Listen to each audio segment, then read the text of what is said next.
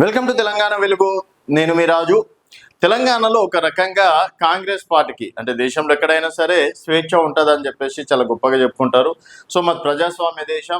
ఎమ్మెల్యేలు కొట్టుకుంటారు, మంత్రులు తిట్టుకుంటారు, అయినా కూడా మాది ప్రజాస్వామ్యం ఎక్కువగా ఉంటుంది కాబట్టి కాంగ్రెస్లో ఇవన్నీ కామనే అని చెప్పేసి చెప్తుంటారు.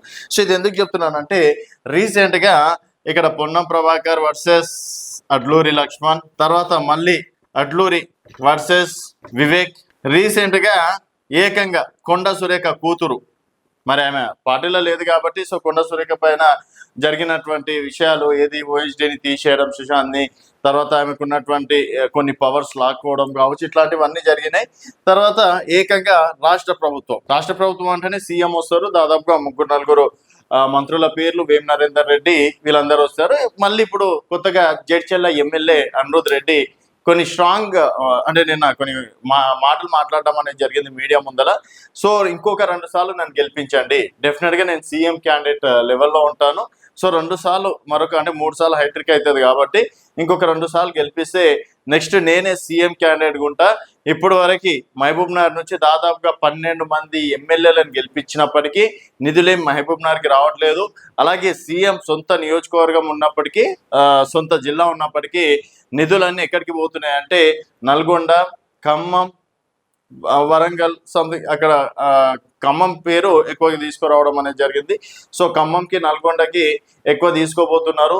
ఇక్కడ సీఎం నియోజకవర్గం, సీఎం జిల్లాని కూడా చూడట్లేదు. సో మరి నియోజకవర్గాలకి అభివృద్ధి పనులకి నిధులు రాకపోతే ఏ విధంగా అభివృద్ధి చేయాలి అన్నది అనిరుద్ రెడ్డి మాట్లాడారు. సో జిల్లాలో, నియోజకవర్గాల్లో నిధులపై గతంలో కూడా ఎన్ఎం శ్రీనివాసరెడ్డి గారు అయితే ఏకంగా ఒక వ్యాసమే రాయడం అనేది జరిగింది, మహబూబ్ నగర్ ఎమ్మెల్యే. అలాగే ఇంకా వరల్డ్ బ్యాంకే అప్పు అడుగుతూ ఎల్లారెడ్డి ఎమ్మెల్యే అడగడం అనేది కూడా జరిగింది. సో మదన్ మోహన్ రావు గారు. సో ఈ విధంగా అంటే ఎమ్మెల్యేలకు సరిగా నిధులు రావట్లేదు. సో నిధులు రావాలంటే డెఫినెట్గా నేను సీఎం కావాలి, ఇంకొక 2 సార్లు నన్ను గెలిపిస్తే డెఫినెట్గా నేను నిధులు తెచ్చి జడ్చెల్లని అభివృద్ధి చేస్తా అని నిన్న అనిరుద్ రెడ్డి మాట్లాడడం అనేది జరిగింది. దానికన్నా ముందు కూడా ఆయన ఏది మాట్లాడినా ప్రస్తుతం సెన్సేషనల్ అవుతుంది.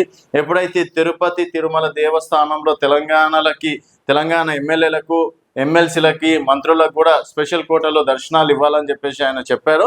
సో ఆ రోజు కూడా కొన్ని వివాదాస్పద మాటలు మాట్లాడారు. సో ఆంధ్ర వాళ్ళ షాప్స్, బిజినెస్లు అన్నీ తెలంగాణలోనే ఉన్నాయి, మేము దలుచుకుంటే జాగ్రత్త అన్నట్టు. అప్పటి నుంచి ఇప్పుడు అంటే టీటీడీలో కూడా తెలంగాణ వాళ్ళకి సపరేట్ ఒక కోట కూడా రిలీజ్ చేయడం అనేది జరిగింది. ఈ విధంగా సో తను ఏది మాట్లాడినా సెన్సేషనల్గా మాట్లాడుతున్నాడు. మరి జడ్చెల్ల ప్రజలు మరో 2 సార్లు అనిరుద్ రెడ్డికి అవకాశం ఇస్తారా? ఒకవేళ 2 సార్లు గెలిచినంత మాత్రం నెక్స్ట్ సీఎం అభ్యర్థిగా ఉంటారా అనేది మీ అభిప్రాయాల కింద కామెంట్ రూపంలో తెలియజేయండి. చూస్తూనే ఉండండి తెలంగాణ వెలుగు.